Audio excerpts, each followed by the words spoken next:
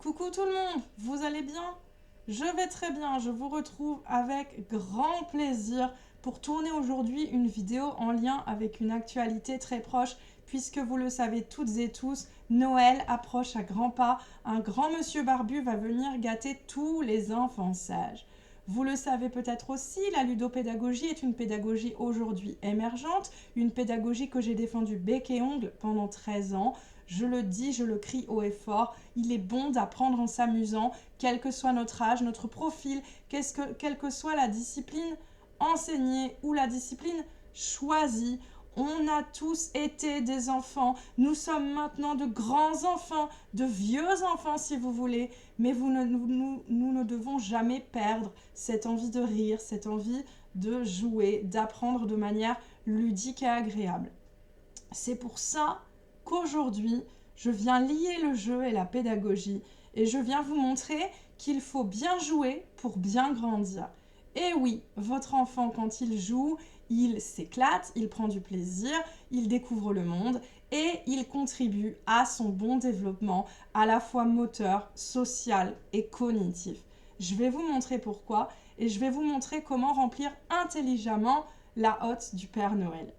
Comment faire en sorte que dans sa chambre, votre enfant ait les jouets nécessaires à son bon développement. Alors, on va commencer par le début, commencer simplement. Vous savez toutes et tous qu'un enfant a besoin de bouger, de se dépenser, de se défouler. Il le fait pour découvrir et apprivoiser son corps. Il le fait pour se familiariser avec son environnement, la terrasse, le jardin, la rue, les parcs, etc. Et c'est pour ça que si vous avez un extérieur, une pelouse, un jardin, vous pouvez offrir à votre enfant une balançoire, un ballon, des jouets pour jouer dans le bac à sable, etc., etc. Vous lui permettrez de se dépenser correctement et pour la bonne cause. Vous pouvez aussi aider votre enfant à développer son intelligence verbale, à acquérir du vocabulaire, à enrichir son vocabulaire, à manier les mots. Et pour ça, rien de tel que la lecture. Lisez avec votre enfant, incitez votre enfant à lire sans jamais le forcer. Vous partagerez avec lui des moments agréables et vous l'aiderez grandement. Si vous voulez en savoir plus sur ce sujet, je vous renvoie à 2 vidéos précédemment tournées consacrées à la littérature jeunesse ou bien encore intitulées « Lire avec ses enfants ». La lecture, les jeux d'extérieur, mais aussi les jeux de l'imaginaire. Et oui, n'importe quel enfant a besoin de rêver, a besoin d'inventer des histoires. Et pour ça, rien de tel que des déguisements, par exemple. Ce n'est pas pour rien que les enfants aiment célébrer Carnaval. Mais aussi des jeux tels que des Playmobil, des jeux dans lesquels on peut créer un zoo, créer un univers, etc., etc. L'enfant va jouer tout seul, l'enfant va parler tout seul, l'enfant va partir dans son délire. Mais c'est pour la bonne cause. L'imaginaire, il doit toujours être en action. Et puis, conseil d'amis, chers grands enfants, ne vous arrêtez jamais de rêver.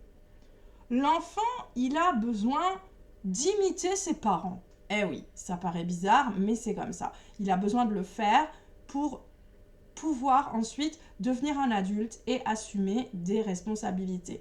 Il doit d'abord apprendre à faire quelque chose en dehors de son contexte, apprendre à manger quand il n'est pas l'heure, apprendre à dormir quand il n'est pas l'heure, apprendre à savoir se rendre compte du fait que quelqu'un a besoin de dormir.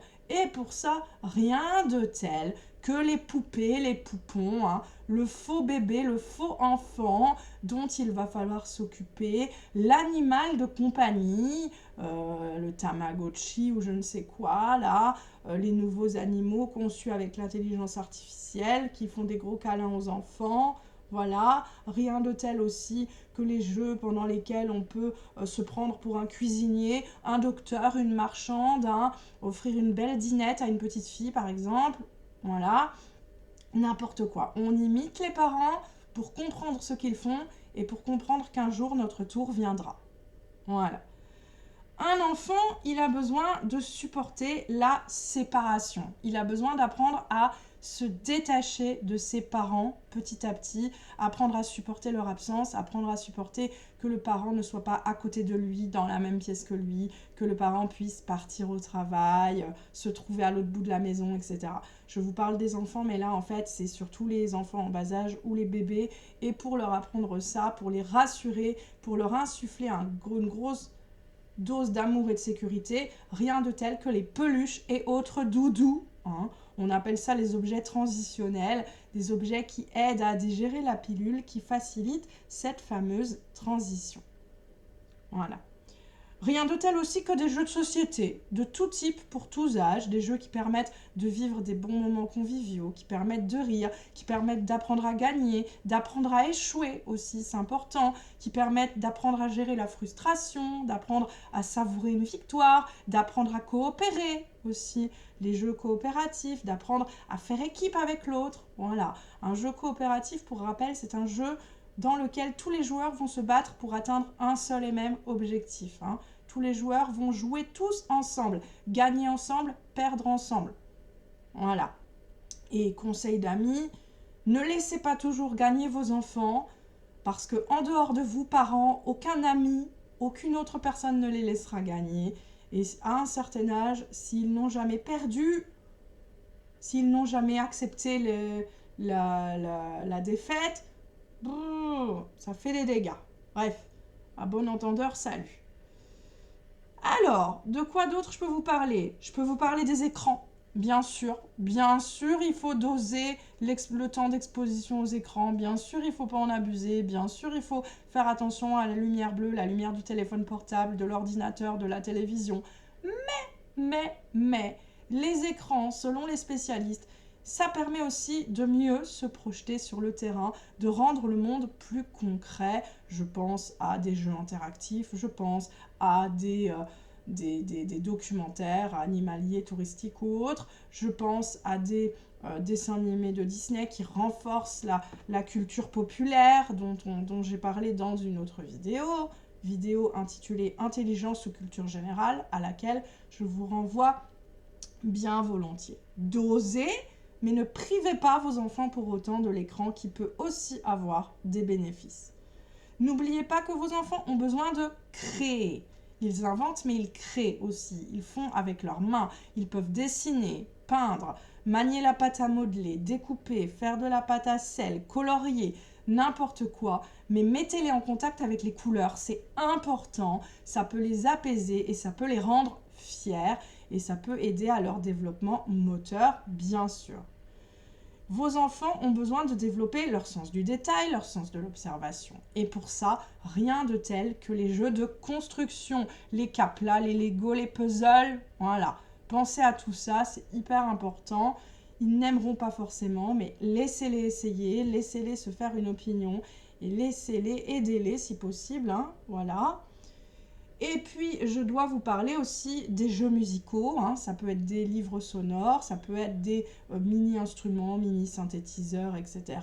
Voilà, vos enfants ne seront pas forcément des chanteurs ou des grands musiciens, mais c'est important pour eux d'acquérir le sens du rythme.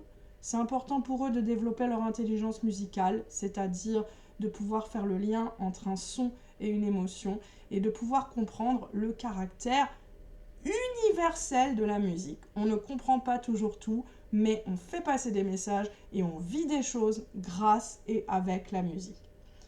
Enfin, je terminerai en vous parlant des jeux d'expérimentation. Alors, on expérimente, ça veut dire on fait des expériences, on manipule de la matière, des textures, etc. pour se rendre compte de leur existence, pour se rendre compte de leur utilité, de leur interaction, des mélanges possibles.